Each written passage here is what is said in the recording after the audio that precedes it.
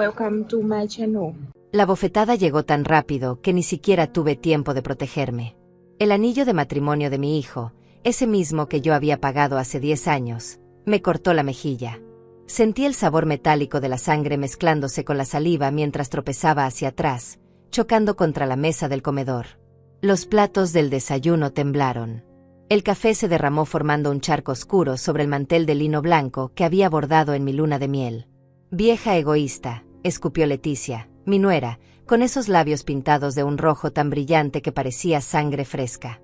«Su carrera importa, tu salud nunca importó». Francisco, mi único hijo, el niño que amamanté durante 2 años, que cargué en brazos cuando tuvo neumonía a los 5, me miraba con unos ojos que ya no reconocía. Fríos. Vacíos. Como si yo fuera un obstáculo y no su madre. Todo porque me negué a cancelar mi consulta médica para llevarlo a su reunión de negocios. Una consulta que llevaba 4 meses esperando.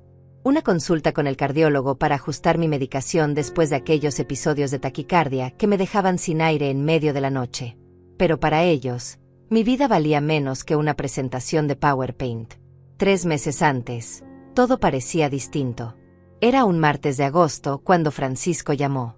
Yo estaba regando las begonias del jardín, esas que planté cuando mi esposo murió hace 5 años, como una forma de mantener las manos ocupadas y el corazón menos roto. El sol de la tarde entraba por las ventanas de la cocina, creando rectángulos dorados sobre el piso de cerámica.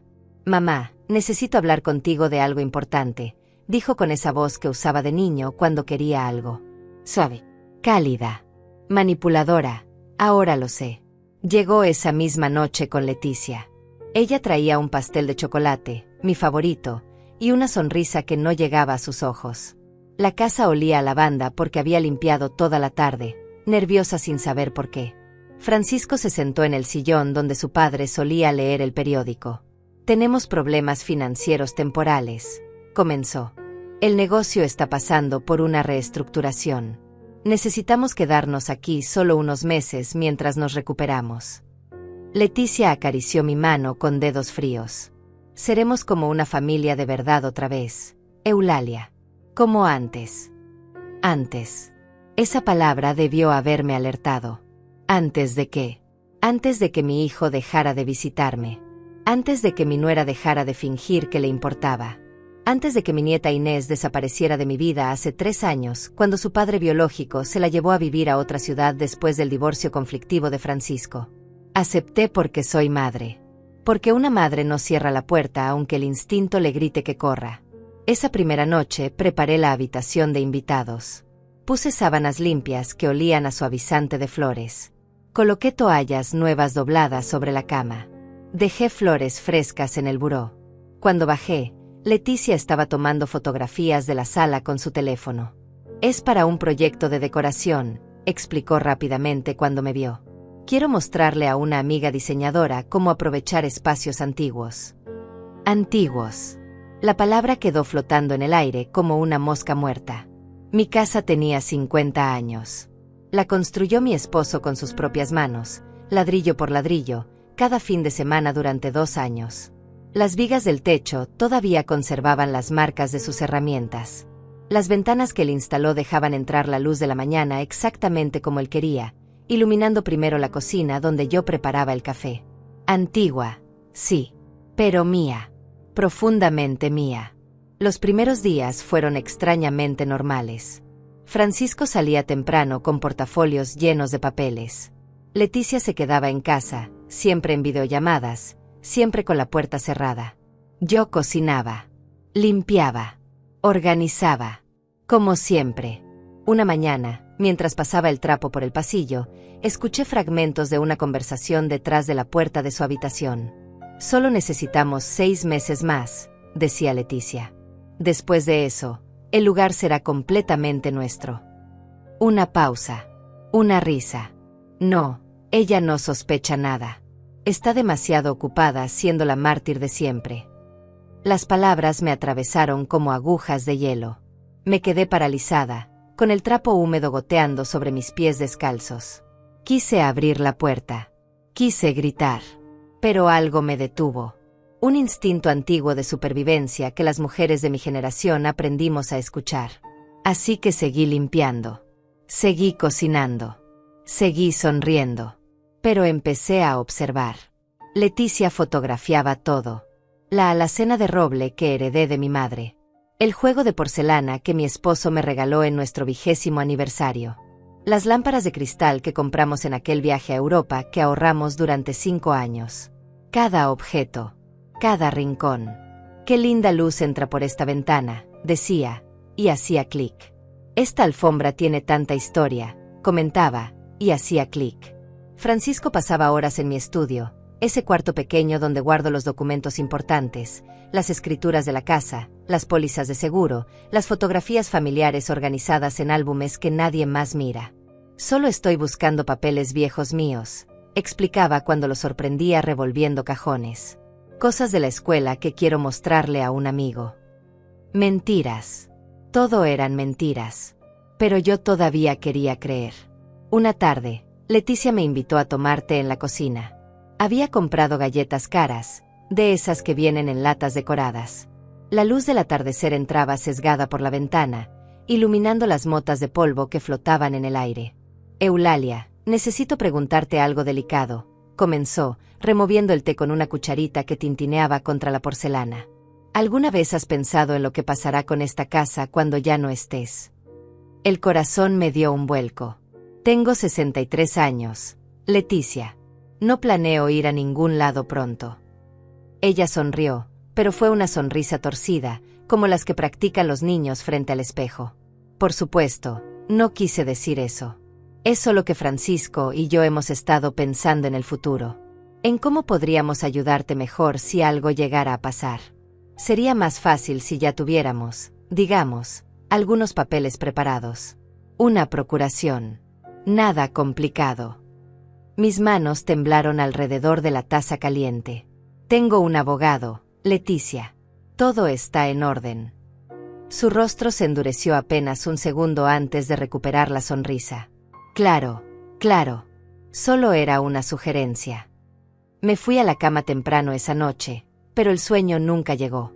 Las sombras del techo bailaban con cada movimiento de las cortinas. Escuchaba los sonidos de mi propia casa como si fueran ajenos. Las tuberías que crepitaban. El viento que silbaba entre las tejas.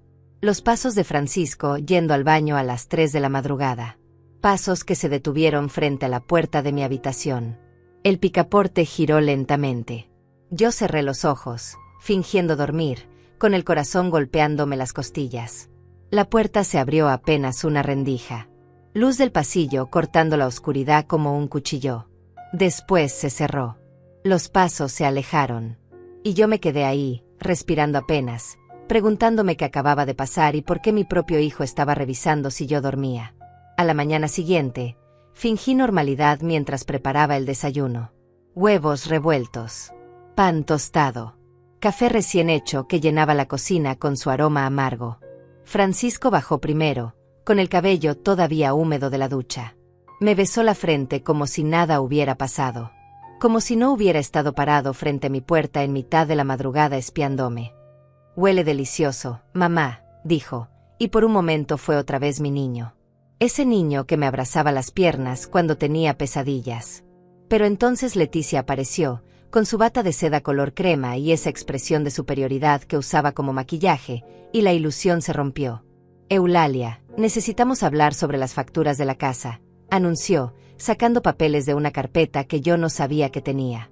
Hemos notado que gastas mucho en servicios innecesarios. El cable premium. El internet de alta velocidad. A tu edad, realmente no necesitas todo eso. Dejé el tenedor sobre el plato. El sonido del metal contra la cerámica resonó demasiado fuerte. Esta es mi casa, Leticia. Yo decido qué servicios necesito. Ella intercambió una mirada con Francisco. Una de esas miradas que excluyen. Que dicen todo sin palabras. Claro, respondió con voz melosa. Solo queríamos ayudarte a ahorrar. Para tu futuro. Los días siguientes se volvieron un ballet extraño de control disfrazado de preocupación. Francisco empezó a revisar mi correspondencia antes que yo. Solo estoy organizando las cuentas. Mamá, tú siempre te olvidas de pagar a tiempo. Mentira. Nunca me había olvidado de pagar una cuenta en 40 años. Leticia comenzó a responder mi teléfono cuando sonaba. Eulalia está descansando, decía, aunque yo estuviera perfectamente despierta en la sala. Le diré que llamó.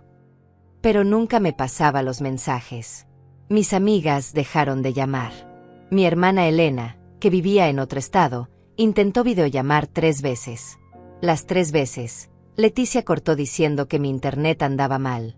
Una tarde encontré a Francisco en mi estudio otra vez, pero esta vez no estaba solo revolviendo. Estaba escaneando documentos con su teléfono. Las escrituras de la casa. Mi testamento. Los papeles del seguro de vida. ¿Qué haces?, pregunté desde la puerta. Él se sobresaltó tanto que casi tira la lámpara del escritorio. Nada, mamá. Solo estaba haciendo copias digitales por si acaso. Ya sabes, en caso de incendio o algo así. Es por tu seguridad. Seguridad. Esa palabra que usan los depredadores para tranquilizar a sus presas. Esa tarde, mientras ellos salían supuestamente a hacer compras, revisé su habitación. Me temblaban las manos cuando abrí la puerta.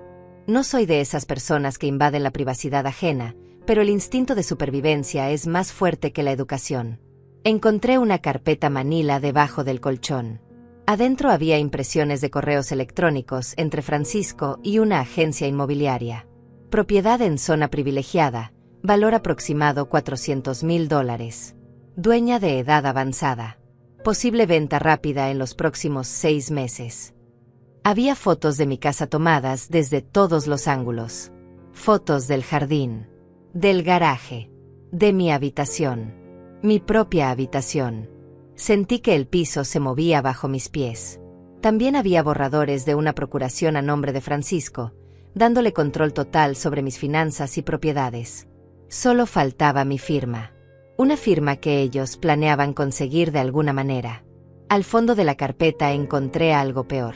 Un folleto de un asilo público. El tipo de lugar donde meten a las personas que nadie quiere. Alguien había marcado con resaltador amarillo la sección que hablaba sobre internamiento por incapacidad mental y tutela legal. Me senté en el borde de su cama, con esos papeles temblando en mis manos, y entendí. No solo querían mi casa. Querían borrarme. Declararme incapaz. Encerrarme. Tomar todo lo que había construido en 63 años de vida y convertirlo en efectivo. Guardé todo exactamente como lo encontré. Salí de la habitación. Bajé las escaleras. Me serví un vaso de agua en la cocina y me quedé mirando por la ventana hacia el jardín donde las begonias se movían con la brisa. No lloré. No grité. Algo dentro de mí se endureció como el cemento que mi esposo usaba para construir esta casa. Ladrillo por ladrillo, él la levantó. Y ladrillo por ladrillo, yo la defendería. Saqué mi teléfono del bolsillo del delantal y busqué un contacto que no marcaba hace años. Anselmo Ruiz. El abogado que manejó el testamento de mi esposo. El que siempre me dijo que si algún día necesitaba ayuda, lo llamara. Mis dedos vacilaron sobre la pantalla. Una parte de mí todavía quería creer que estaba exagerando. Que había una explicación razonable. Que mi hijo no era capaz de esto. Pero entonces recordé sus ojos fríos esa mañana. La forma en que Leticia sonreía cuando pensaba que no la veía. Los pasos frente a mi puerta en la madrugada. Marqué el número. Eulalia, respondió Anselmo con esa voz grave que siempre me tranquilizaba. ¡Qué sorpresa! ¿Cómo estás? Necesito verte, dije, manteniendo la voz baja aunque estaba sola en casa. Es urgente. Y necesito que nadie sepa que nos reunimos. Hubo una pausa. Él entendió el tono. Después de 30 años ejerciendo, reconocía una emergencia familiar cuando la escuchaba. Mañana. 10 de la mañana. En mi oficina. Puedes llegar sin que nadie lo sepa. Puedo intentarlo. Colgué justo cuando escuché el auto de Francisco entrando en el garaje. Guardé el teléfono y empecé a picar verduras para la cena como si nada hubiera pasado. Ellos entraron cargados de bolsas. Leticia había comprado cortinas nuevas. Color verde oliva. Para renovar la sala, explicó. Este lugar necesita urgentemente una actualización. No dije nada. Solo seguí picando cebollas. Si lloraba, que pensaran que era por las cebollas. Durante la cena, Francisco habló de su reunión de negocios del próximo jueves. Es la más importante de mi carrera, mamá, dijo, sirviéndose más puré de papas. Inversionistas de otro país. Si sale bien, podríamos expandir el negocio a nivel internacional. ¡Qué maravilloso!, respondí, pasándole la sal. Necesito que me lleves, continuó, y ahí estaba. El verdadero motivo de tanta charla. Mi auto está en el taller y Leticia tiene sus propios compromisos ese día. Necesito estar allá a las 9 de la mañana. El jueves tengo mi consulta con el cardiólogo, le recordé, la que llevo esperando 4 meses. Leticia dejó su tenedor con un golpe seco. Eulalia, no seas dramática. Puedes reprogramar una cita médica. La carrera de Francisco es más importante. Mi salud no es negociable, respondí, sorprendida de lo firme que salió mi voz. Francisco se inclinó hacia adelante. Sus ojos brillaban con algo que podría haber sido desesperación o rabia. Tal vez ambas. Mamá, te estoy pidiendo un favor. ¿Cuándo fue la última vez que hice algo por ti? Vivo aquí, te ayudo con los gastos, y tú no puedes hacer este pequeño sacrificio. Pequeño sacrificio. Mi corazón que late irregularmente a mitad de la noche. Mis manos que tiemblan cuando subo las escaleras. El miedo constante de que un día me despierte y ya no despierte. Todo eso era un pequeño sacrificio comparado con su reunión de negocios. No, dije. Solo eso. Una palabra. 2 letras. Francisco se puso de pie tan rápido que la silla cayó hacia atrás. Perdón. Dije que no. Y entonces llegó la bofetada. El anillo cortando mi mejilla. El sabor a sangre. Las palabras de Leticia como veneno. Vieja egoísta. Su carrera importa, tu salud nunca importó. Me fui a mi habitación sin mirar atrás. Cerré la puerta con seguro, algo que nunca había hecho en mi propia casa. Me senté en el borde de mi cama, la misma donde dormí con mi esposo durante 30 años, y toqué mi mejilla hinchada. La sangre ya se estaba secando. Mañana tendría un moretón. Pero también mañana vería a Anselmo. Y entonces, todo cambiaría. Me levanté antes del amanecer. El cielo todavía era una mancha violeta oscura cuando me vestí en silencio, eligiendo un suéter color gris y pantalones cómodos. Algo que no llamara la atención. Algo que dijera solo voy a hacer compras en lugar de voy a ver a un abogado para protegerme de ustedes. El moretón en mi mejilla había florecido durante la noche, una explosión de color morado y amarillo que maquillé lo mejor que pude. No perfecto, pero suficiente. Bajé las escaleras, evitando el tercer escalón que siempre cruje. La casa estaba en silencio. Francisco y Leticia todavía dormían. Dejé una nota en la mesa de la cocina. Salí temprano a hacer algunas diligencias. Regreso al mediodía. Corta. Sin detalles. Tomé las llaves de mi auto, ese sedán viejo que mi esposo me regaló hace 10 años y que Francisco siempre decía que debía vender, y salí por la puerta trasera. Manejar en la ciudad vacía me dio una sensación extraña de libertad. Hacía semanas que no salía sola. Siempre había alguien ofreciéndose a acompañarme, a llevarme, a estar ahí. Control disfrazado de cortesía. Las calles aún tenían ese silencio de madrugada, interrumpido solo por el camión de la basura y algún corredor solitario. Llegué a la oficina de Anselmo 20 minutos antes de la cita. Me estacioné en la parte trasera del edificio, donde mi auto no fuera visible desde la calle. Paranoica, tal vez. Pero últimamente la paranoia parecía ser solo sentido común con otro nombre. Esperé en el auto, viendo cómo el cielo cambiaba de violeta a naranja, sintiendo cómo mis manos temblaban sobre el volante. A las 10 en punto exactas, subí al tercer piso. La recepcionista, una mujer joven con lentes de montura gruesa, me sonrió. «¿Señora Eulalia? El licenciado la está esperando». Me condujo a una oficina con paredes forradas de libros. Anselmo se puso de pie cuando entré. Tendría unos 70 años, con ese tipo de elegancia que viene de décadas de tratar con las miserias humanas sin perder la compostura. Pero cuando vio mi mejilla, su expresión cambió. «Dios santo, Eulalia, ¿qué te pasó?» No había planeado contarlo todo. Había planeado ser medida, racional, presentar los hechos con calma.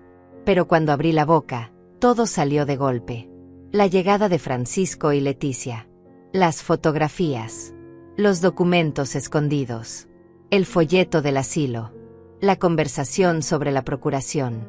Los correos con la inmobiliaria. Y finalmente, la bofetada. Hablé durante 20 minutos sin parar. Anselmo tomaba notas en una libreta amarilla, deteniéndose solo para hacer preguntas específicas. ¿Tienes pruebas de todo esto? Vi los documentos con mis propios ojos. Pero no los fotografiaste. No los tienes contigo. Me sentí estúpida de repente. No pensé en eso. Solo quería salir de ahí. Él dejó la pluma sobre el escritorio y se reclinó en su silla, con los dedos entrelazados bajo el mentón. Eulalia, lo que me estás describiendo es un caso claro de abuso financiero con intención de fraude. Posiblemente también coacción y violencia doméstica. Pero necesitamos pruebas concretas. Tu testimonio es importante, pero no suficiente. ¿Qué necesitas? Documentos, grabaciones, mensajes, cualquier cosa que demuestre sus intenciones. Y necesitamos actuar rápido antes de que intenten algo más drástico. Me explicó el plan con la precisión de un cirujano. Primero, preservar mis activos. Cambiaríamos el testamento inmediatamente, removiendo a Francisco como beneficiario único. Segundo, crear una cuenta bancaria nueva donde transferiríamos la mayor parte de mis ahorros, una cuenta a la que solo yo tendría acceso. Tercero, documentar todo. Vuelve a casa. Actúa normal. Pero empieza a recopilar evidencia. Fotografía esos documentos que encontraste. Si puedes, graba conversaciones. Guarda todo en la nube, no en tu teléfono donde ellos puedan borrarlo. Grabar a mi propio hijo. La pregunta salió como un susurro. Eulalia, tu hijo te golpeó. Tu nuera te llamó egoísta por querer ir a tu propia cita médica. Están planeando declararte incapaz para robarte tu patrimonio. Ya no se trata de familia. Se trata de supervivencia. Tenía razón. Lo sabía. Pero aceptarlo significaba admitir que había perdido a mi hijo mucho antes de esta conversación. Tal vez lo perdí años atrás y solo ahora estaba dispuesta a verlo.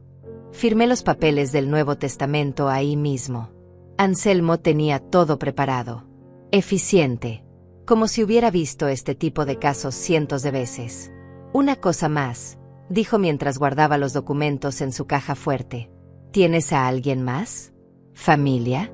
¿Amigos de confianza? Pensé en mi hermana Elena, pero vivía a 8 horas de distancia. En mis amigas del club de lectura, que ya no me llamaban porque Leticia siempre decía que yo estaba ocupada. Y entonces pensé en Inés, mi nieta. La hija de Francisco que hacía 3 años vivía con su padre biológico, Juan, después de un divorcio terrible. Francisco había perdido la custodia por su temperamento violento, algo que yo había tratado de olvidar, de justificar como estrés laboral o momento difícil. Inés tenía 17 años ahora. La última vez que hablé con ella fue en su cumpleaños número 14. Francisco me prohibió mantener contacto, diciendo que confundía a la niña y que su exesposo estaba llenándole la cabeza de mentiras. Tengo una nieta, dije finalmente. Pero no he hablado con ella en años. ¿Tienes su número? ¿Su dirección? Puedo conseguirlos. Anselmo asintió. Hazlo. A veces los jóvenes ven las cosas que los adultos preferimos ignorar. Y si las cosas se ponen feas, necesitarás testigos. Necesitarás aliados. Salí de su oficina con una carpeta llena de copias de documentos legales, un teléfono nuevo que Anselmo insistió en que comprara para comunicaciones seguras, y un plan. Me sentía como una espía. Ridículo a los 63 años. Pero también me sentía viva de una forma que no había sentido en meses. Tal vez en años. Paré en una cafetería antes de volver a casa. Pedí un café solo y una dona glaseada, y me senté junto a la ventana viendo pasar la gente. Familias, parejas, ancianos tomados de la mano. Vida normal desarrollándose mientras mi mundo se desmoronaba y reconstruía al mismo tiempo. Saqué el teléfono nuevo y busqué en las redes sociales. Encontrar a Inés fue más fácil de lo que pensé. Su perfil estaba público. Fotos de ella en la escuela, con amigos, en su equipo de voleibol. Tenía el cabello largo y rizado como el mío cuando era joven. Sonreía en las fotos, pero había algo en sus ojos. Una tristeza antigua, como si ella también cargara secretos pesados. Le envié un mensaje. Hola Inés. Soy tu abuela Eulalia. Sé que ha pasado mucho tiempo. Me gustaría hablar contigo. Si quieres, por supuesto. Sin presión. Dejé mi número del teléfono nuevo y presioné enviar antes de poder arrepentirme. Llegué a casa pasado el mediodía. Francisco estaba en la sala, trabajando en su laptop. No levantó la vista cuando entré. ¿Dónde estuviste? Compras. Banco. Lo usual.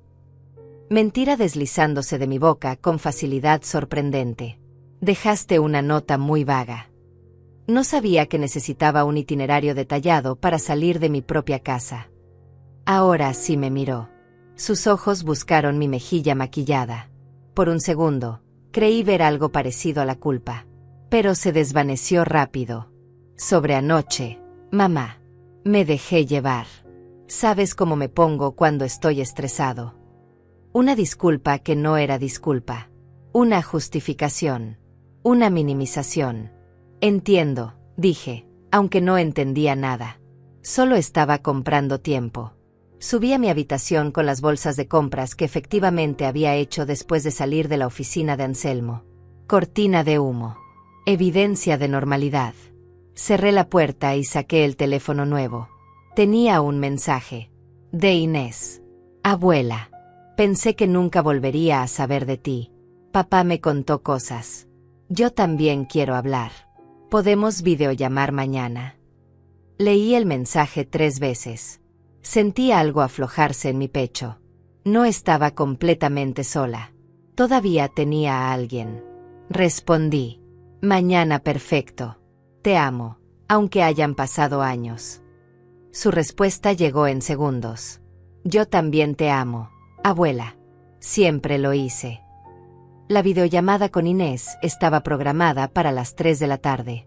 Me encerré en mi habitación con la excusa de una siesta. Francisco y Leticia habían salido supuestamente a ver proveedores, pero antes de irse, Leticia había hecho algo extraño. Se quedó parada frente a mi puerta por varios minutos, como si escuchara. Yo contuve la respiración del otro lado, con el teléfono nuevo apretado contra mi pecho. Finalmente la escuché alejarse. Esperé 10 minutos más antes de marcar. Inés apareció en la pantalla y me costó no llorar. Era hermosa. Tenía 17 años, pero sus ojos mostraban una madurez que no debería tener alguien tan joven. Llevaba una camiseta verde menta y el cabello recogido en una cola alta. Abuela, dijo, y su voz se quebró un poco. No puedo creer que seas tú. Mi niña hermosa. Has crecido tanto. Nos quedamos mirándonos por un momento, tratando de recuperar 3 años perdidos en una pantalla de 5 pulgadas. Ella estaba en su habitación, con pósters de bandas en las paredes y una luz suave que entraba por la ventana. Papá me dijo que tú no querías saber de mí, comenzó Inés. Que estabas del lado de Francisco y que pensabas que yo era una mentirosa. Sentí como si me clavaran un cuchillo. Nunca dije eso. Nunca pensé eso. Tu padre, Francisco, me prohibió buscarte. Dijo que tu papá te estaba llenando la cabeza de cosas horribles sobre él. Inés soltó una risa amarga, demasiado adulta para su edad. ¿Cosas horribles? ¿Cómo que me gritaba por cualquier cosa? ¿Cómo que le pegó a mi mamá delante de mí cuando tenía 11 años? ¿Cómo que destruyó mi teléfono contra la pared cuando saqué una mala nota en matemáticas? Cada palabra era una revelación. Cada confesión, una pieza del rompecabezas que yo había estado negándome a armar. No sabía, susurré. Él nunca me contó eso. Yo pensé que tu madre se había ido porque encontró a alguien más. Eso fue lo que Francisco me dijo. Mamá se fue porque tenía miedo. Y el juez le dio la custodia a mi papá Juan porque Francisco tiene antecedentes de violencia doméstica. Hay reportes policiales. Abuela. Documentos. No son mentiras. Me quedé en silencio, procesando. Todos esos años defendiendo a mi hijo. Todas esas excusas que inventé para justificar su temperamento. Por eso su carácter explosivo. Ahora todo cobraba sentido. Abuela, ¿por qué me buscaste ahora? Después de tanto tiempo. Le conté todo. No endulcé nada.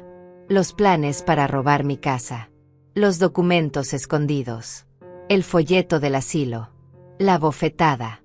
Cuando terminé, Inés tenía lágrimas corriendo por sus mejillas. Sabía que iba a hacer algo así. Lo supe. Por eso cuando papá Juan ganó la custodia, le rogué que no dejara que Francisco supiera dónde vivíamos. Él es capaz de cualquier cosa cuando quiere dinero. ¿Ha intentado contactarte?, pregunté. Todo el tiempo. Me manda mensajes desde números desconocidos. Siempre la misma cosa. Que me extraña, que Leticia quiere conocerme mejor, que tienen una casa grande ahora y podría visitarlos. Pero yo sé lo que realmente quiere. ¿Qué quiere? Control. Acceso. Tal vez piensa que si me convence de volver, puede usarme para manipularte. O peor, si te pasa algo, yo sería la única heredera y soy menor de edad.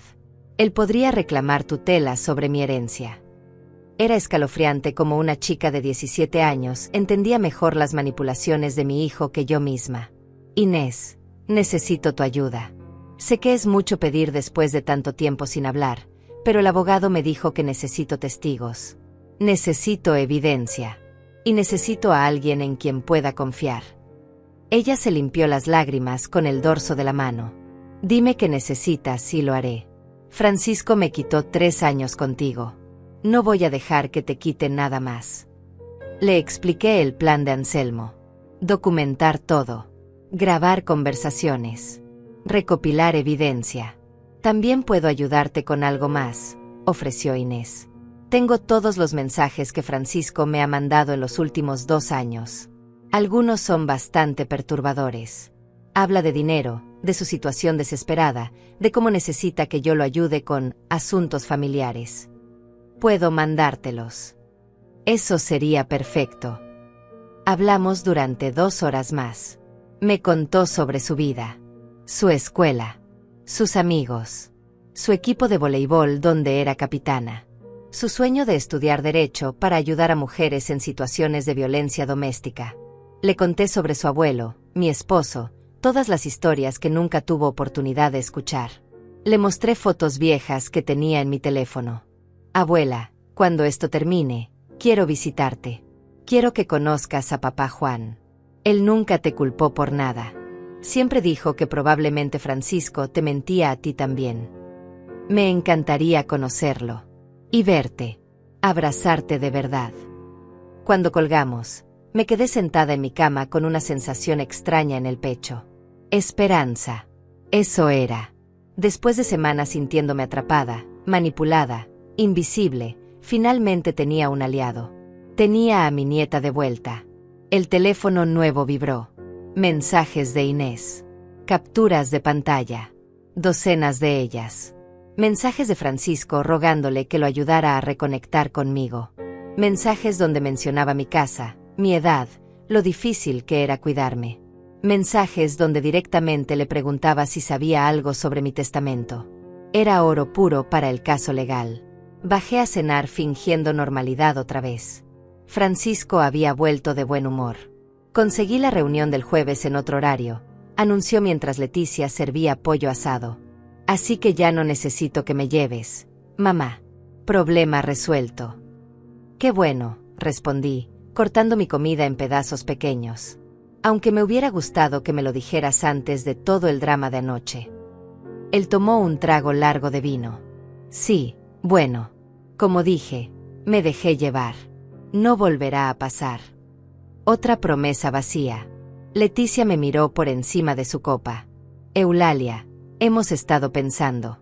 ¿Qué te parece si renovamos la cocina? Estos gabinetes están tan anticuados. Podríamos poner algo más moderno, más funcional. La cocina está perfecta como está. Pero piensa en el valor que le agregaría a la propiedad, insistió Francisco. Cuando eventualmente quieras vender o cuando nosotros tengamos que encargarnos de estas cosas, será mucho más fácil. Cuando nosotros tengamos que encargarnos. como si yo ya estuviera muerta. Como si mi futuro fuera solo un trámite pendiente. No tengo planes de vender, dije firmemente. Nunca. Francisco y Leticia intercambiaron esa mirada otra vez. Esa que me excluía. Esa que decía que yo era un obstáculo temporal en sus planes a largo plazo. Después de cenar, mientras lavaba los platos, escuché voces en la sala. Francisco hablaba por teléfono. Dejé correr el agua para disimular, pero me acerqué lo suficiente para oír. No, todavía no firma nada. Es más terca de lo que pensábamos. Una pausa. Estamos trabajando en eso. Dale 2 semanas más. Si no funciona por las buenas, tendremos que considerar la otra opción. ¿Qué otra opción? El corazón me latía tan fuerte que temí que pudiera oírlo. Saqué el teléfono nuevo del bolsillo y abrí la aplicación de grabación que Anselmo me había recomendado. Volví a acercarme. El doctor Méndez dijo que podría firmar los papeles si le pagamos suficiente, continuó Francisco. Un diagnóstico de demencia senil.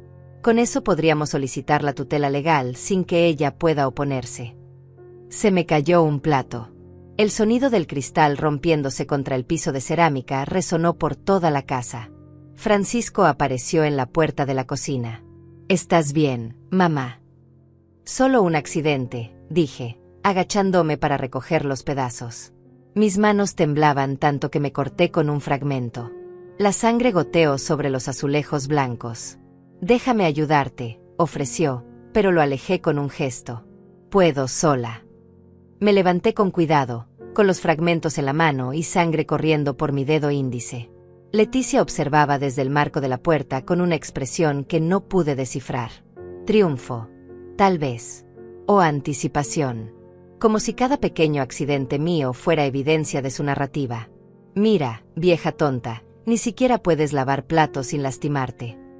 Subí a mi habitación. Limpié la herida. Vendé mi dedo. Y guardé la grabación en la nube con manos todavía temblorosas. Tenía su voz. Su plan. La mención de un doctor corrupto dispuesto a diagnosticarme falsamente. Anselmo tenía razón. Ya no era cuestión de familia. Era cuestión de supervivencia. Los siguientes días me convertí en actriz.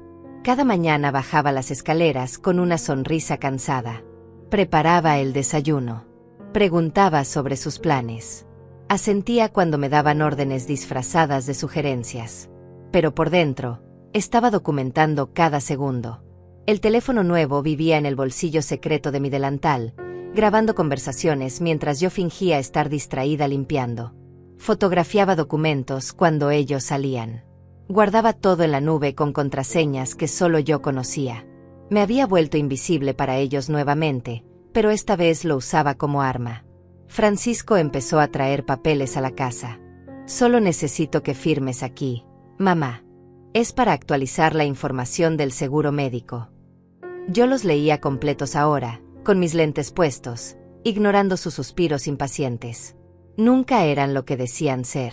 Una vez era una autorización para acceder a mi historial médico completo. Otra vez, un poder notarial temporal que él insistía era solo por si te pasa algo mientras estamos aquí. Rechacé todo educadamente. Prefiero que mi abogado revise estas cosas primero. Tu abogado. La voz de Leticia sonó demasiado aguda. ¿Desde cuándo tienes abogado? Desde hace 30 años.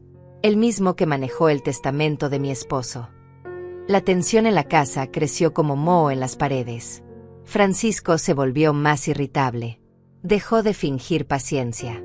Una tarde encontró la puerta de mi estudio cerrada con llave. ¿Por qué está cerrada? Porque es mi estudio y guardo cosas privadas ahí. No tienes nada que esconder de tu propia familia. Familia. Esa palabra había perdido todo su significado. Todos merecemos privacidad, Francisco. Incluso de la familia. Él golpeó la puerta con la palma abierta, haciéndola temblar en el marco. Estás actuando muy rara últimamente. Leticia tiene razón. Tal vez deberíamos llevarte con un doctor. Hacerte revisar. Ahí estaba. La amenaza velada. El comienzo de su narrativa sobre mi supuesta incapacidad mental. Estoy perfectamente bien. Las personas con demencia nunca creen que tienen demencia, intervino Leticia desde el pasillo. Hablaba con esa voz dulce que usaba cuando quería sonar preocupada, pero sus ojos brillaban con algo más oscuro. Es parte de la enfermedad. La negación. Sentí el pánico subiendo por mi garganta. Esto era exactamente lo que Anselmo me advirtió. Estaban construyendo su caso. Cada puerta que yo cerraba, cada papel que me negaba a firmar, cada momento de autodefensa se convertiría en evidencia de mi deterioro mental. Esa noche llamé a Anselmo desde el baño con el agua corriendo para cubrir mi voz. Están acelerando el plan. Mencionan doctores. Demencia. Necesito moverme más rápido. Ya casi está todo listo, me tranquilizó. Mañana podemos ejecutar la transferencia bancaria. Puedes venir a las 11. Encontraré la manera. Pero a la mañana siguiente, cuando intenté salir, Francisco bloqueó la puerta. ¿A dónde vas? Tengo diligencias. ¿Qué tipo de diligencias? Su tono era de interrogatorio, no de conversación. Banco. Farmacia. Lo de siempre. Te acompaño. No es necesario. Insisto. Y así me encontré con mi hijo como guardián, siguiéndome a cada lugar. En el banco, se quedó parado junto a mí mientras yo retiraba $500 en efectivo para gastos cotidianos. La transferencia real tendría que esperar. En la farmacia, revisó mis medicamentos como si buscara algo específico. ¿Para qué es esto?, preguntó, sosteniendo el frasco del medicamento para el corazón. Ya lo sabes. Para la taquicardia. Te lo recetó el doctor Méndez. El nombre me erizó la piel. El mismo doctor que, según la conversación grabada, estaba dispuesto a diagnosticarme falsamente por dinero. No mi cardiólogo regular. Cuando llegamos a casa, Leticia estaba en mi habitación. Solo estaba buscando las sábanas para cambiar tu cama, explicó, pero sus mejillas estaban rojas y sus manos vacías. Había estado revisando mis cosas. Busqué discretamente después de que bajara. Mi joyero estaba movido. Los cajones de mi buró, ligeramente abiertos. El closet, desordenado de forma que solo yo notaría. Estaban buscando algo. Tal vez mi teléfono. Tal vez documentos. Tal vez evidencia de que yo estaba planeando algo. Esa tarde, mientras ellos veían televisión en la sala, subí al ático. No había estado ahí en meses. Olía a polvo y recuerdos viejos. Cajas con ropa de mi esposo que nunca tuve corazón de donar. Álbumes de fotos de cuando Francisco era niño. Un niño sonriente con rodillas raspadas y ojos llenos de inocencia. ¿En qué momento se convirtió en esto? ¿Fue mi culpa? ¿Lo malcrié? ¿No puse suficientes límites? Encontré lo que buscaba en una caja marcada, papeles importantes. Documentos originales de la casa. Certificados de nacimiento. Mi acta de matrimonio. Y algo más. Una carta que mi esposo me escribió antes de morir. La abrí con manos temblorosas. Mi querida Eulalia, si estás leyendo esto, significa que ya no estoy. Quiero que sepas que esta casa es tuya y solo tuya. La construí para ti. Cada ladrillo lo puse pensando en darte seguridad. No dejes que nadie te la quite. Ni siquiera nuestro hijo. Sé que lo amas, pero he visto en él algo que me preocupa. Una dureza. Un egoísmo. Si algún día intenta aprovecharse de ti, prométeme que te defenderás. Eres más fuerte de lo que crees. Te amo hoy y siempre. Las lágrimas corrieron por mis mejillas sin control. Mi esposo lo había visto. Años antes de morir, había visto lo que yo me negaba a ver. Y me había dado permiso para protegerme. Para elegirme a mí misma sobre mi hijo si era necesario. Guardé la carta en mi sostén, el único lugar donde sabía que nadie buscaría. Bajé del ático con los ojos rojos, pero la determinación renovada. Francisco estaba esperándome al pie de las escaleras. ¿Qué hacías allá arriba? Buscando recuerdos. ¿Qué tipo de recuerdos? Los míos, Francisco. Privados. Míos. Intentó subir, pero le bloqueé el paso. Por primera vez en semanas, en meses, tal vez en años, me planté firme. No. Perdón. Dije que no. El ático es mi espacio. No subes. Nos quedamos mirándonos. Una batalla silenciosa de voluntades. Finalmente él retrocedió, pero la rabia en sus ojos era palpable. Te estás volviendo imposible. Me estoy volviendo yo misma. Esa noche, Inés me mandó un mensaje. Abuela, encontré algo más. Francisco tiene deudas con gente peligrosa. Hay mensajes donde le amenazan. Debe más de $100,000. Tu casa no es solo ambición. Es desesperación. Todo cobraba sentido. La urgencia. La agresividad. Los planes acelerados. No solo querían mi casa por codicia. La necesitaban para sobrevivir. Probablemente ya la habían prometido como garantía de préstamos que no podían pagar. Respondí. ¿Tienes pruebas? Capturas de pantalla de todo. Te las mando. Minutos después mi teléfono se llenó de evidencia. Mensajes de prestamistas. Amenazas. Fechas límite. Una en particular me heló la sangre. Si no pagas antes del 30 de este mes, iremos por tu familia. Tu madre tiene una casa bonita. Sería una lástima que algo le pasara. Francisco no solo me estaba robando. Me estaba usando como moneda de cambio con criminales. Reenvié todo a Anselmo con manos temblorosas. Su respuesta llegó rápido. Esto cambia todo. Ya no es solo fraude civil. Es extorsión. Posible asociación delictiva. Necesitamos involucrar a las autoridades. ¿Puedes venir mañana sin falta? Lo intentaré. Pero a la mañana siguiente desperté y mi auto no estaba. Bajé corriendo, todavía en pijama. Francisco estaba en la cocina tomando café. ¿Dónde está mi auto? En el taller. Lo llevé esta mañana. Hacía un ruido extraño. No quiero que manejes algo inseguro. No hacía ningún ruido. Y no te di permiso para llevarlo. Mamá, solo estoy cuidándote. Pero sus ojos decían otra cosa.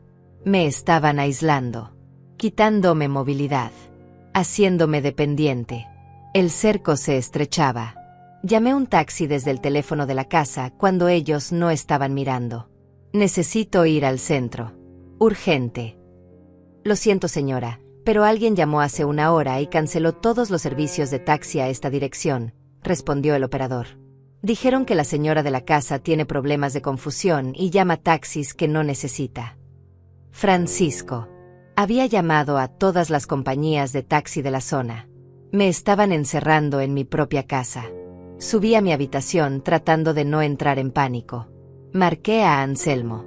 No puedo salir. Me quitaron el auto. Cancelaron los taxis. Estoy atrapada. Enviaré a alguien. Un investigador privado. Se hará pasar por un técnico de internet. Puedes fingir que hay un problema con tu conexión. Puedo intentarlo. Colgué y respiré profundo. Ladrillo por ladrillo, mi esposo construyó esta casa. Y ladrillo por ladrillo, yo encontraría la manera de defenderla. El técnico de internet llegó 2 horas después. Era un hombre de unos 40 años, con uniforme de la compañía y una caja de herramientas que parecía completamente legítima. Buenos días, vengo por el reporte de falla en la conexión, anunció cuando Francisco abrió la puerta. Nadie llamó aquí, respondió mi hijo con desconfianza. Bajé las escaleras rápidamente. Yo llamé.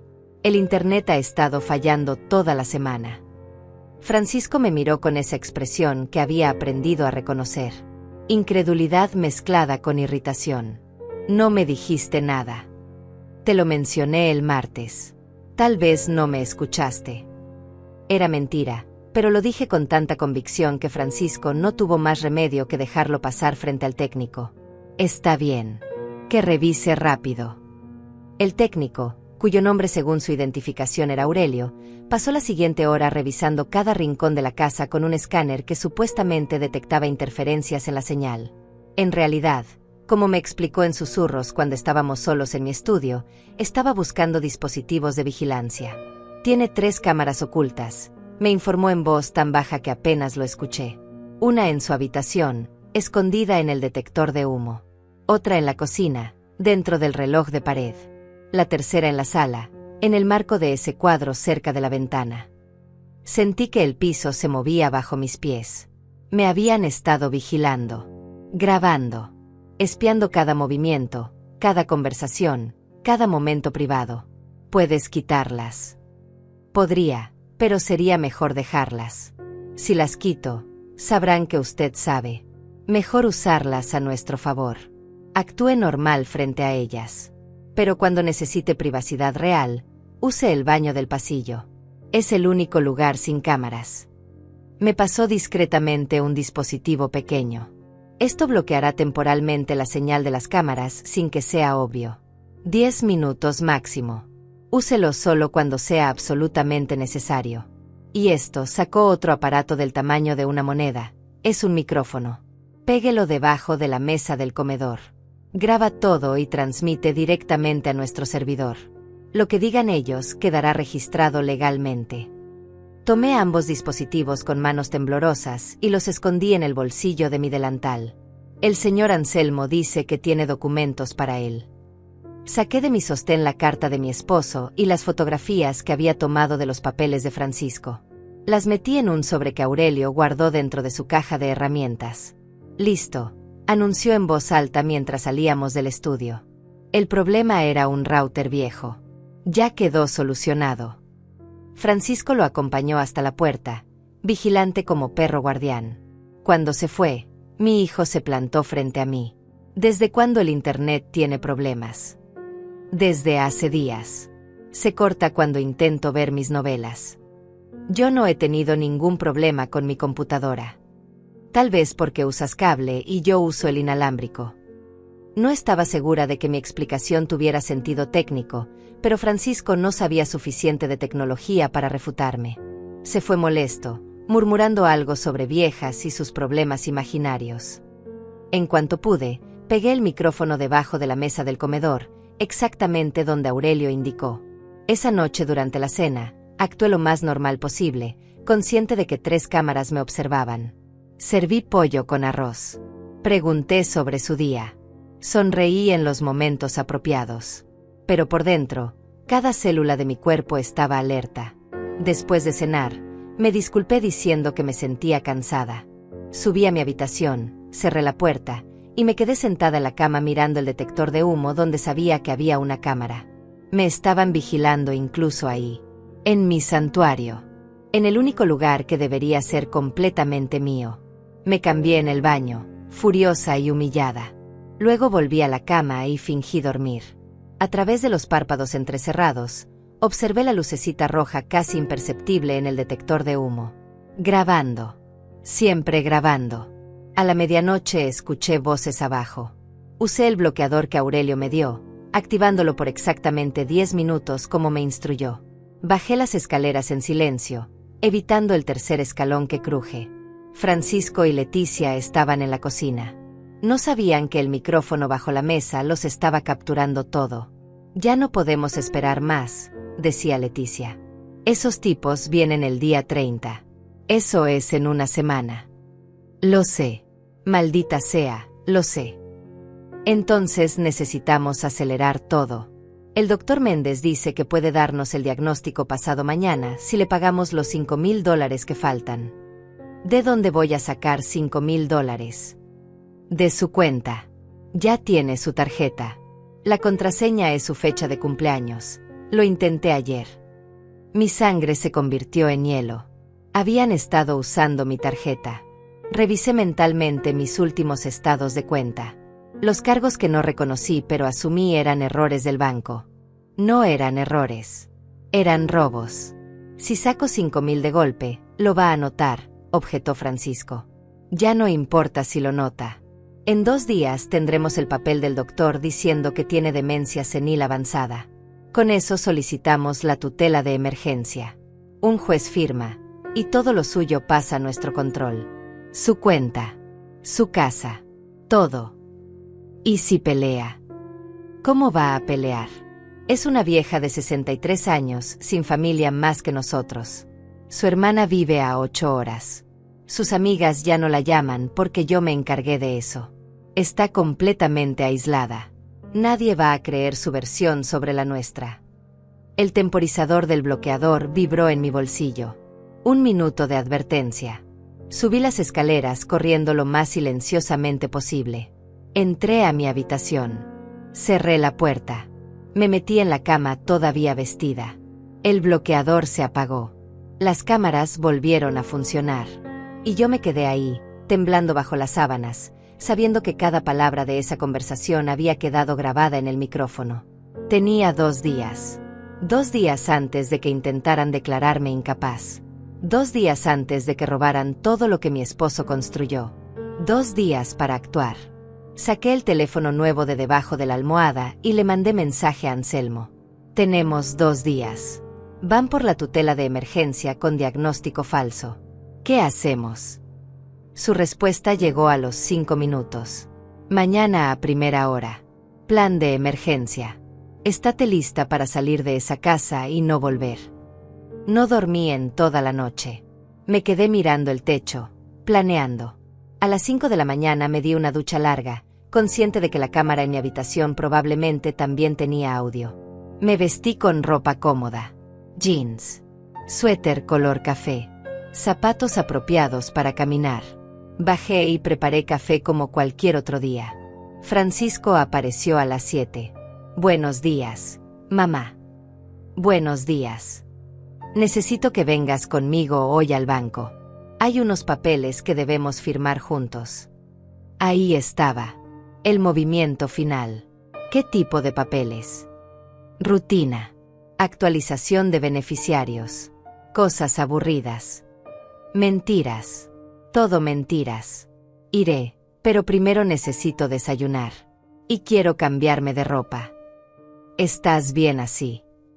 Francisco, si vamos al banco quiero verme presentable. Dame 20 minutos. Subí antes de que pudiera objetar. En mi habitación, saqué una maleta pequeña del closet. La cámara me veía, pero ya no importaba. Empaqué lo esencial. Ropa interior. Medicamentos. Documentos que tenía escondidos en una caja de zapatos. Las joyas de mi madre. Fotografías. La carta de mi esposo. Todo lo que no podía dejar atrás. Lo hice lento, como si solo estuviera organizando, pero cada objeto que guardaba era una declaración. No voy a volver. Bajé con la maleta. Francisco estaba esperando en la sala. Cuando vio la maleta, su expresión cambió. ¿Qué es eso? Ropa para donar. Aprovecharé que salimos para dejarla en la beneficencia. No me creyó. Lo vi en sus ojos.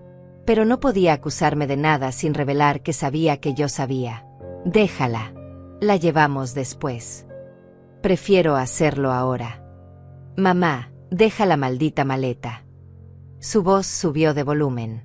Leticia apareció desde la cocina. Los dos me bloqueaban la salida. Por un momento, el miedo me paralizó. Éramos 2 contra 1. Estaba en mi propia casa, pero me sentía atrapada. Entonces sonó el timbre. Los 3 nos quedamos inmóviles. El timbre sonó otra vez. Francisco fue a abrir. Era Aurelio otra vez, pero esta vez no venía solo. Traía a una mujer con uniforme de policía. Buenos días. Recibimos un reporte de un posible caso de abuso financiero de adulto mayor en esta dirección. Necesitamos hablar con la señora Eulalia. El mundo se detuvo. Francisco palideció. Leticia dio un paso atrás. Y yo, con mi maleta en la mano, caminé hacia la puerta. Soy yo. Soy Eulalia. Y necesito salir de esta casa ahora. La oficial, una mujer de unos 35 años con expresión seria y ojos que habían visto demasiado, entró a la casa seguida de otro policía más joven. Señora Eulalia, soy la oficial Sánchez. ¿Está usted en peligro inmediato? Francisco saltó antes de que pudiera responder. Oficial, esto es un malentendido. Mi madre está confundida últimamente. Hemos estado preocupados por su salud mental. De hecho, mañana tenemos cita con un especialista. Ahí estaba. El guión que habían ensayado. La narrativa de la vieja senil e incompetente. Pero la oficial Sánchez lo ignoró completamente, manteniendo sus ojos fijos en mí. Señora, necesito que usted me responda. Está en peligro. Sí. La palabra salió firme, clara, sin temblor. Mi hijo y mi nuera han estado planeando declararme incapaz mentalmente para quedarse con mi propiedad. Tienen un médico corrupto que firmará un diagnóstico falso. Me instalaron cámaras ocultas en toda la casa para vigilarme. Me quitaron mi auto. Cancelaron mis servicios de taxi. Usaron mi tarjeta de crédito sin autorización. Y tengo grabaciones de todo. Leticia soltó una risa nerviosa.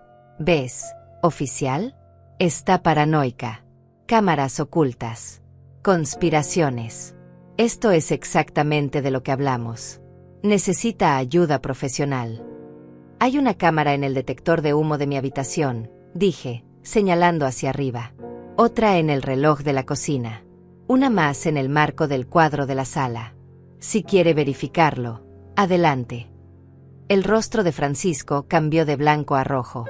Esas son para tu seguridad, mamá, por si te caías o tenías una emergencia. Entonces, ¿admite que hay cámaras?, preguntó la oficial Sánchez con tono neutral pero penetrante. Francisco se dio cuenta demasiado tarde de su error. Es decir, son dispositivos de monitoreo médico, perfectamente legales, instalados sin el conocimiento o consentimiento de la propietaria de la casa. El silencio fue respuesta suficiente. La oficial volteó hacia mí. Señora Eulalia, usted autorizó la instalación de dispositivos de vigilancia en su propiedad. Jamás. Me enteré ayer. Eso constituye invasión a la privacidad. Oficial Ramírez, documente la ubicación de los dispositivos. El policía joven sacó una cámara y comenzó a fotografiar. Francisco intentó bloquearlo. No pueden entrar así a mi casa. Es mi casa, dije, y mi voz resonó más fuerte de lo que había sonado en meses. Yo soy la dueña. Las escrituras están a mi nombre. Y les estoy dando permiso a los oficiales para documentar todo. Leticia me miró con un odio tan puro que casi era tangible. Después de todo lo que hicimos por ti, te dimos compañía, cuidados, y así nos pagas. Me robaron, me espiaron, planearon encerrarme en un asilo, y me golpearon. Señalé mi mejilla donde el moretón, aunque desvanecido, todavía era visible bajo el maquillaje. ¿Ve esto, oficial? Mi hijo me dio una bofetada hace una semana porque me negué a cancelar mi cita médica. Eso es mentira, escupió Francisco. Te caíste. Tú misma dijiste que te habías tropezado. Nunca dije eso. Y tengo un testigo que vio el moretón al día siguiente. No mencioné que el testigo era Anselmo. Dejé que Francisco imaginara quién más había. La oficial Sánchez sacó una libreta. Necesito que ambas partes vengan a la estación para dar declaraciones formales. Señora Eulalia, ¿tiene a alguien que pueda acompañarla? ¿Un familiar? ¿Un abogado? Mi abogado ya está en camino a la estación. Me dijo que me encontraría allá. Perfecto. Y ustedes dos, miró a Francisco y Leticia, también necesitan venir. Hay acusaciones serias que investigar. No iremos a ningún lado sin nuestro abogado, declaró Leticia, cruzando los brazos. Es su derecho. Pueden llamarlo desde la estación. Francisco sacó su teléfono, pero la oficial lo detuvo. Después de que documentemos la escena. Por ahora, necesito que ambos permanezcan en la sala mientras terminamos. Los siguientes 30 minutos fueron serials. Los oficiales fotografiaron las cámaras ocultas. Documentaron mis medicamentos. Tomaron fotos de las escrituras de la casa que saqué de mi maleta. Revisaron el estudio donde Francisco había estado hurgando. Y todo ese tiempo, Francisco y Leticia permanecieron sentados en el sofá, viéndose uno al otro con expresiones que iban desde el pánico hasta la furia. Finalmente llegó el momento de irnos. Tomé mi maleta. ¿A dónde crees que vas con eso?, preguntó Francisco, poniéndose de pie. Me voy de mi propia casa porque ya no me siento segura aquí. Volveré cuando ustedes no estén. No puedes echarnos. No tienes derecho. Tengo todo el derecho. Soy la dueña. Y si no se van voluntariamente en las próximas 24 horas, iniciaré un proceso de desalojo formal. Anselmo me había asesorado sobre esto. Como propietaria, podía revocar el permiso de estancia en cualquier momento. Eres una desagradecida, siseó Leticia. Una vieja amargada que va a morir sola. Prefiero morir sola que vivir rodeada de buitres esperando a que me muera.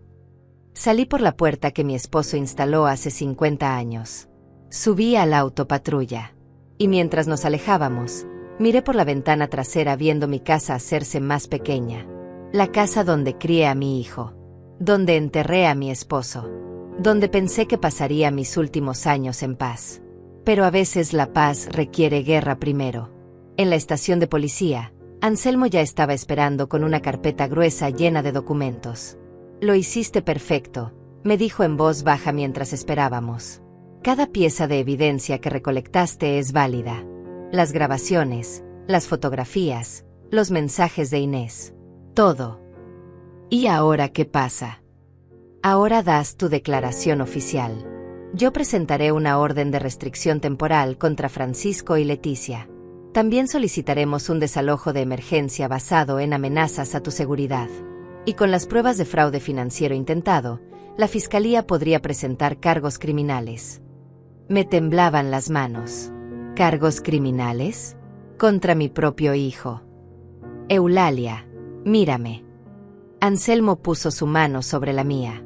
Tu hijo dejó de ser tu hijo cuando decidió verte como un obstáculo para su codicia. Lo que intentaron hacer es un delito grave. Abuso de adulto mayor. Fraude. Invasión a la privacidad. Si no hay consecuencias, lo intentarán otra vez. O lo harán con alguien más. Tenía razón. Lo sabía.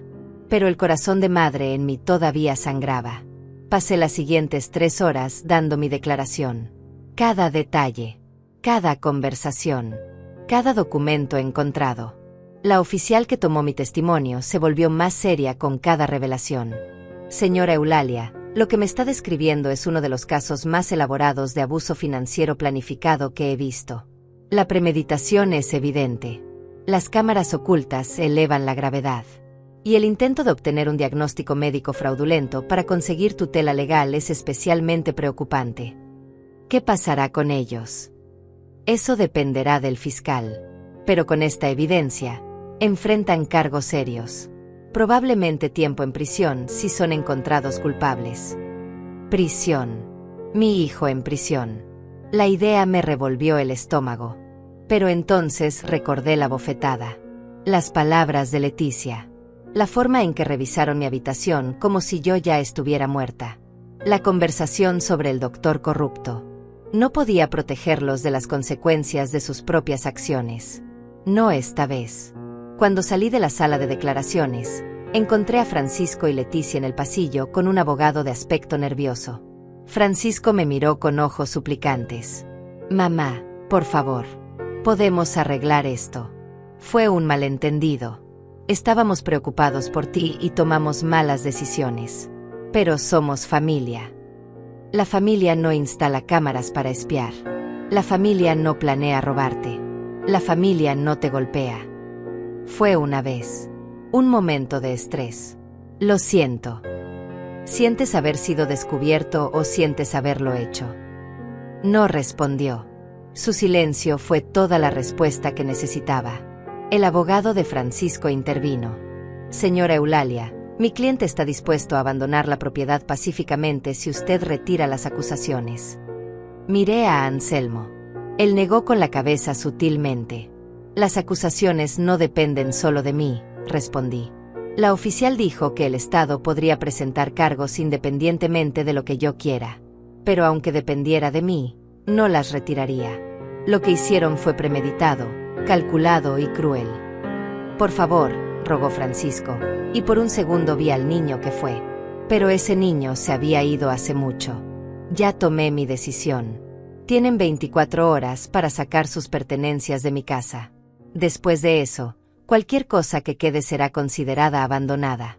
Y si alguno de ustedes intenta contactarme, violar la orden de restricción o acercarse a mi propiedad, llamaré a la policía inmediatamente. Di media vuelta y caminé hacia la salida con Anselmo a mi lado. Afuera, el sol brillaba con una intensidad casi ofensiva. como si el mundo no supiera que mi vida acababa de explotar. ¿Dónde te quedarás?, preguntó Anselmo. No puedes volver a la casa hasta que ellos se vayan. Tengo algo planeado. Alguien que quiero ver. Saqué mi teléfono y marqué un número que había guardado días atrás. Inés. Soy yo. ¿Tu oferta de visitarte sigue en pie? Porque necesito salir de la ciudad por unos días.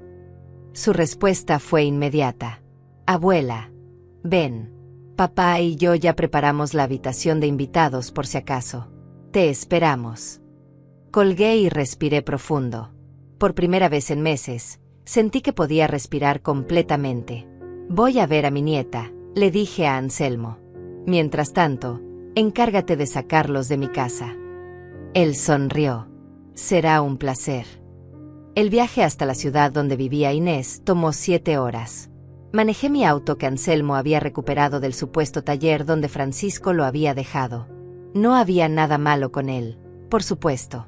Solo era otra forma de control. Otra mentira en una montaña de mentiras.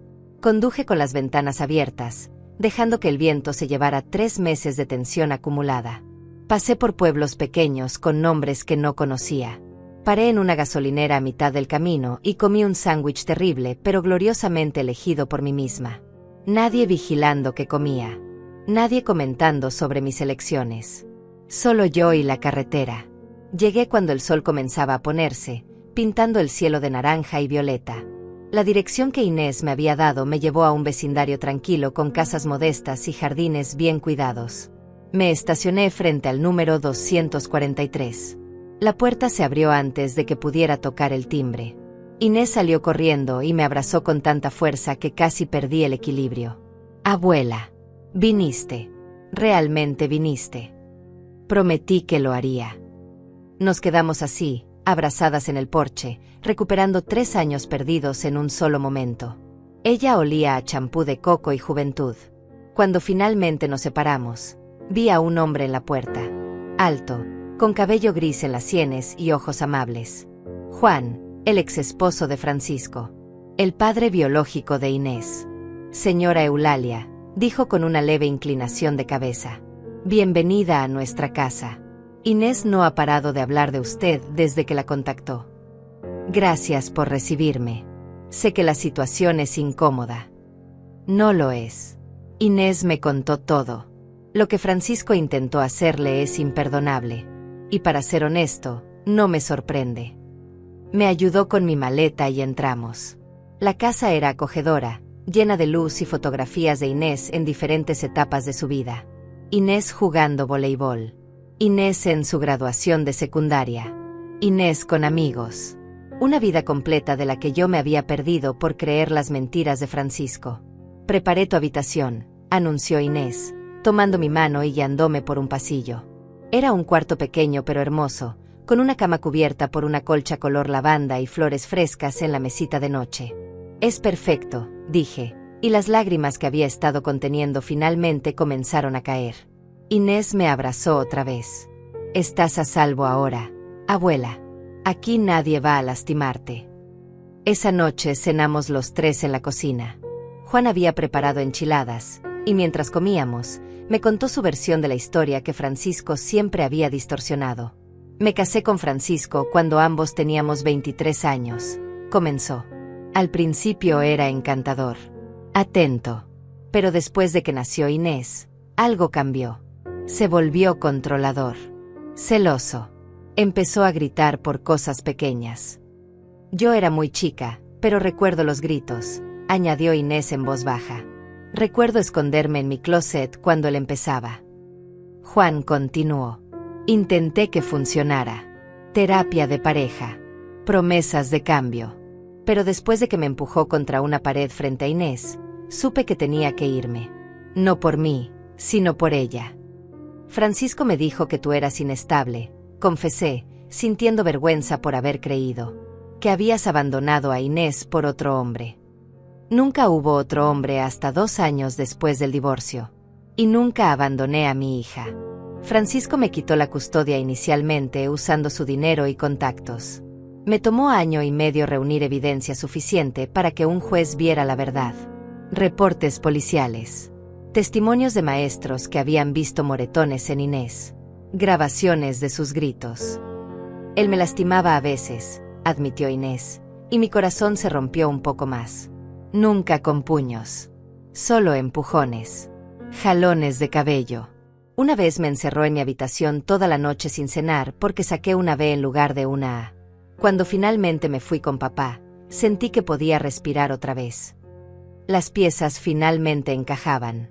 El temperamento de Francisco no era nuevo. No era estrés laboral ni problemas financieros. Era su naturaleza. Y yo, como tantas madres, había ignorado las señales, había justificado lo injustificable, había elegido creer la versión que me permitía seguir amando a mi hijo sin enfrentar quién era realmente. Lo siento, dije, mirando a Inés. Debí haber estado ahí. Debí haber visto. No es tu culpa, abuela. Francisco es muy bueno mintiendo. Muy bueno haciendo que otros parezcan los villanos. Pasamos la siguiente hora hablando. Les conté cada detalle de los últimos meses. Juan escuchaba con expresión cada vez más seria. Lo que me preocupa, dijo finalmente, es que Francisco tiene deudas con gente peligrosa. Inés me mostró los mensajes. Si no puede pagarles usando tu casa, podrían venir por ti de otras formas. Necesitas protección. Anselmo, mi abogado, está manejando la orden de restricción. Eso solo funciona si Francisco la respeta. Y cuando está desesperado, no respeta nada. Tenía razón, pero no sabía qué más hacer. Esa noche, acostada en la habitación de invitados de Juan, revisé mi teléfono. Anselmo había enviado un mensaje. Francisco y Leticia salieron de la casa. Tuvimos que estar presentes con policía. Se llevaron solo ropa y electrónicos personales. Dejaron todo lo demás. La casa está asegurada. Cambié todas las cerraduras. Instalé un sistema de alarma nuevo. Cuando regreses, estarás segura. Otro mensaje. Las cámaras ocultas han sido removidas y están en custodia policial como evidencia. También encontramos algo más. Un borrador de testamento a tu nombre con tu firma falsificada. Lo dejaban todo a Francisco. Está con el fiscal ahora. No pude dormir. Mi mente no paraba de dar vueltas. A las 2 de la mañana, bajé a la cocina por agua. Juan estaba ahí, leyendo con una taza de té. No podía dormir tampoco, explicó. Las noches son difíciles cuando el cerebro no para. Me senté frente a él. ¿Puedo preguntarte algo? Lo que sea. ¿Cómo lo superaste? La traición. El abuso. ¿Cómo te reconstruiste después? Juan dejó su libro y pensó un momento. No lo superé. Aprendí a vivir con eso. La diferencia es importante. No puedes superar completamente que alguien a quien amaste te lastimara. Pero puedes aprender a no dejar que eso defina tu futuro. Yo elegí enfocarme en Inés. En darle una vida donde se sintiera segura y amada. Eso me salvó. Yo perdí 3 años con ella por creer sus mentiras. Pero no perdiste el resto. Estás aquí ahora. Eso es lo que importa. Bebimos nuestras bebidas en silencio cómodo. Afuera, la noche era perfectamente quieta. ¿Sabes qué es lo más triste?, dije finalmente. ¿Qué parte de mí todavía quiere que Francisco me llame? Que se disculpe de verdad. Que sea otra vez el niño que cargaba en brazos. Sé que es estúpido. No es estúpido. Es amor materno. Pero el amor no significa permitir abuso. Puedes amar a alguien y aún así protegerte de ellos. Esas palabras se quedaron conmigo mientras volvía a la cama. Podía amar a Francisco y aún así nunca volver a hablarle. Las dos cosas podían ser verdad al mismo tiempo. Los siguientes días con Inés fueron sanación pura. Cocinamos juntas. Vimos películas viejas. Ella me enseñó a usar aplicaciones en mi teléfono que no conocía. Yo le conté historias de su abuelo, mi esposo, y vi cómo sus ojos se iluminaban con cada anécdota. Una tarde fuimos al parque. Inés jugaba voleibol con sus amigos y yo la observaba desde las gradas, sintiendo un orgullo que no había sentido en años. Era fuerte, inteligente, resiliente. Todo lo que Francisco había intentado romper en ella lo había convertido en fortaleza. Después del juego, nos sentamos en un café. Abuela, ¿qué vas a hacer ahora? Volver a mi casa. Recuperar mi vida. ¿Y Francisco? No lo sé. El fiscal decidirá si presenta cargos. Anselmo dice que es probable. Las pruebas son sólidas. ¿Cómo te sientes con eso? Devastada. Aliviada. Culpable. Todo al mismo tiempo. Inés tomó mi mano sobre la mesa. No tienes que sentirte culpable. Él eligió esto. Tú solo te defendiste. Mi teléfono sonó. Era Anselmo. Eulalia, necesito que vuelvas.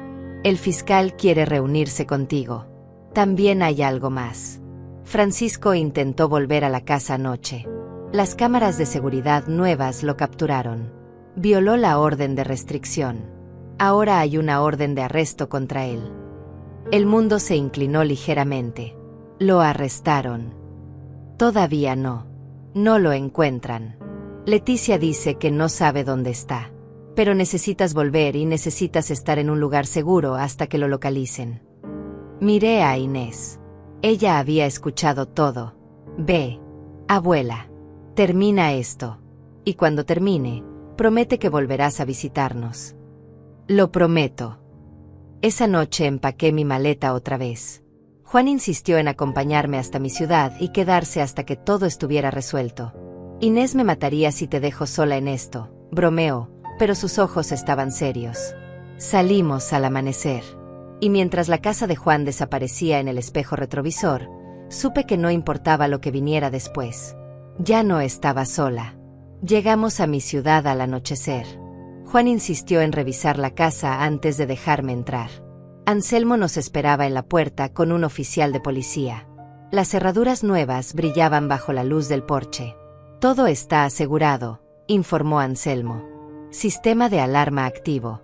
Cámaras de seguridad legítimas en el exterior. Y tengo noticias. Entramos. Mi casa olía diferente. Más limpia. Como si la presencia de Francisco y Leticia hubiera sido una contaminación que finalmente se había disipado. Francisco se entregó esta mañana, continuó Anselmo. Su abogado negoció. Él y Leticia enfrentan cargos de fraude intentado, invasión a la privacidad y violación de orden de restricción. Leticia también enfrenta cargos por uso fraudulento de tarjeta de crédito. Los montos que gastaron de tu cuenta suman casi $15,000. $15,000. Mi dinero. Gastado en quien sabe que mientras planeaban robarme todo. ¿Cuánto tiempo podrían recibir?, preguntó Juan. Entre 3 y 7 años si son declarados culpables de todos los cargos. Pero el fiscal está abierto a un acuerdo. Si devuelven el dinero robado, aceptan libertad condicional extendida y se mantienen alejados permanentemente de Eulalia, podrían reducir las sentencias a servicio comunitario y probatoria. Me senté en mi sillón, ese donde mi esposo solía leer el periódico. ¿Qué recomiendas? Anselmo se sentó frente a mí. Legalmente, tienes un caso sólido para el máximo castigo. Pero necesitas preguntarte qué te dará paz. ¿Verlos en prisión? ¿O saber que nunca podrán volver a acercarse? Pensé en Francisco de niño. En sus primeros pasos. Su primer día de escuela. La forma en que me abrazaba cuando tenía pesadillas. Pero también pensé en la bofetada. En las cámaras ocultas. En el plan de declararme incapaz y encerrarme. Quiero el acuerdo, dije finalmente. Pero con condiciones. Devuelven cada centavo. Aceptan una orden de restricción permanente, no solo temporal. Nunca contactan a Inés. Nunca mencionan mi nombre públicamente. Y si violan cualquiera de estas condiciones, aunque sea una vez, van directamente a prisión sin posibilidad de reducción de sentencia. Puedo negociar eso, asintió Anselmo. ¿Estás segura? No quiero su castigo. Quiero mi paz. Juan puso su mano en mi hombro. Esa es la decisión más sabia que podrías tomar. Los siguientes días fueron un borrón de reuniones legales. Firmas. Declaraciones finales. El fiscal aceptó el acuerdo. Francisco y Leticia, desesperados por evitar prisión, aceptaron cada condición. Los vi una última vez en la corte durante la audiencia final. Francisco no me miró a los ojos. Leticia me fulminó con la mirada, pero su veneno ya no me alcanzaba. El juez leyó los términos. Señor Francisco Martínez y señora Leticia Martínez, están obligados a restituir $15,234 a la señora Eulalia Fernández en un plazo no mayor a 6 meses. Quedan bajo libertad condicional por 5 años. Tienen prohibido acercarse a menos de 500 metros de la señora Fernández, su propiedad, o su nieta Inés Martínez. Cualquier violación resultará en el cumplimiento inmediato de la sentencia de prisión de 7 años. ¿Entienden estos términos? Sí, su señoría, murmuraron ambos. Señora Fernández, ¿tiene algo que decir antes de cerrar este caso? Me puse de pie. Todos los ojos en la sala se volvieron hacia mí. Solo una cosa. Pasé 63 años siendo la madre que sacrificaba todo. La esposa que sostenía el hogar. La abuela que esperaba ser recordada. Me hice invisible cuidando a otros. Pero aprendí algo en estos meses. Hacerse invisible por amor es hermoso. Ser borrada por conveniencia es violencia. Ya no seré invisible. Ya no seré silenciosa. Y ya no permitiré que nadie, ni siquiera mi propia sangre, me quite lo que construí con mi vida. El silencio en la sala era absoluto. Y Francisco, continué, mirándolo finalmente, fuiste mi hijo y parte de mí siempre te amará. Pero ese amor ya no incluye acceso a mi vida. Te deseo sanación. Te deseo crecimiento. Pero desde lejos. Muy lejos. Me senté. El juez dio un golpe con su mazo. Caso cerrado. Salimos de la corte bajo un sol brillante. Juan me esperaba afuera. Lo hiciste increíble. Me siento extraña. Libre pero triste. Así es como se siente el cierre. No es limpio ni perfecto. Pero es real. Esa noche, de vuelta en mi casa, caminé por cada habitación. La sala donde jugaba Francisco de niño. La cocina donde mi esposo me robaba besos mientras yo cocinaba. El estudio donde guardaba recuerdos de toda una vida. Ya no sentía miedo aquí. Ya no sentía vigilancia. Solo sentía posibilidad. Una semana después, Inés llegó para quedarse el fin de semana. Trajo una planta de hortelã en una maceta pintada a mano. Para tu jardín. La hortelã representa renovación. Pensé que era apropiado. La plantamos juntas en el jardín, justo al lado de las begonias. Mientras cavábamos, Inés habló. Abuela, ¿puedo preguntarte algo? Lo que sea. ¿Extrañas a Francisco? Al verdadero, antes de que todo se arruinara. Extraño al niño que fue. Pero creo que ese niño desapareció hace mucho tiempo y yo no quise verlo. Extraño la ilusión más que la realidad. ¿Crees que alguna vez cambie? No lo sé. Espero que sí, por su propio bien. Pero ese ya no es mi trabajo. Mi trabajo ahora es vivir. Terminamos de plantar la hortelã. Nos quedamos sentadas en el jardín viendo cómo el sol se ponía detrás de los árboles que mi esposo había plantado décadas atrás. Abuela, ¿sabes qué es lo más valiente que hiciste? Denunciarlos. No. Elegirte a ti misma. Muchas mujeres de tu generación nunca aprenden a hacer eso. Tú lo hiciste. Tomé su mano. Tenía 17 años, pero la sabiduría de alguien que había sobrevivido tempestades. Tú me enseñaste tanto como yo a ti. Nos quedamos así, abuela y nieta, sentadas en un jardín que había visto dolor y renacimiento. La hortelã crecería. Se expandiría. Tomaría todo el espacio que necesitara sin pedir permiso. Como yo. 2 meses después, recibí un sobrecertificado. Dentro había un cheque por $15,234 y una nota escrita a mano.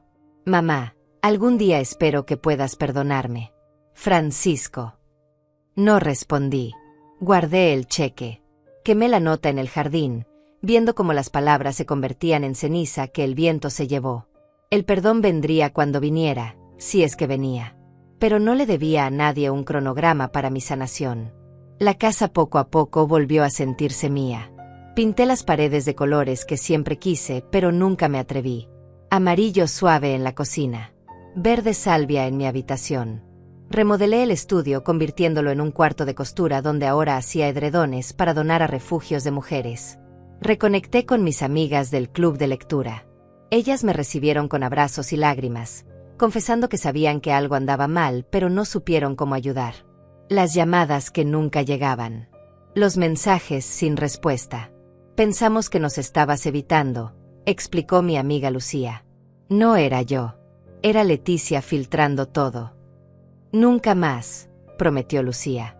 Si alguna de nosotras desaparece así, vamos en persona. Esa red de mujeres se convirtió en mi nueva familia elegida. Almuerzos los martes. Cine los viernes. Llamadas diarias solo para verificar. Juan e Inés me visitaban cada mes. A veces me quedaba con ellos. Habíamos construido algo hermoso de las ruinas que Francisco dejó. Un vínculo elegido que era más fuerte que el vínculo de sangre que se rompió. En las noches, antes de dormir, a veces miraba las fotografías viejas. Francisco de bebé. Francisco graduándose. Francisco en su boda. Y sentía una tristeza suave, como una herida que sana pero deja cicatriz. Amaba a ese niño. Lloraba por el hombre en que se convirtió. Pero ya no me consumía. Una tarde, exactamente un año después de la bofetada, me senté en el jardín con una taza de té. La hortelã había crecido tanto que necesitaba podarla. Las begonias florecían en tonos rosados y blancos. El cielo estaba despejado y perfecto. Mi teléfono vibró. Un número desconocido. Lo ignoré. Si era importante, dejarían mensaje. No lo hicieron. Cerré los ojos y sentí el sol en mi rostro. 64 años. Una vida entera de ser lo que otros necesitaban. Y finalmente, gloriosamente, era solo mía. El viento movió las hojas de la hortelã. En algún lugar, Francisco vivía su vida sin mí. Y yo vivía la mía sin él. No había reconciliación cinematográfica. No había abrazo final ni perdón dramático. Solo había paz. La paz de saber que me defendí. La paz de saber que mi nieta estaba a salvo. La paz de saber que esta casa, construida ladrillo por el amor de mi vida, seguiría siendo mía hasta mi último aliento. Me levanté y arranqué unas hojas de hortelã. Las froté entre mis dedos liberando su aroma fresco y limpio. Olor a nuevo comienzo. Olor a dignidad recuperada. Entré a mi casa, cerré la puerta detrás de mí, y sonreí. Ellos tocaron mi nombre por última vez. Ahora, solo tenía tiempo para quienes lo merecían. Y finalmente, después de toda una vida, yo merecía mi propio tiempo.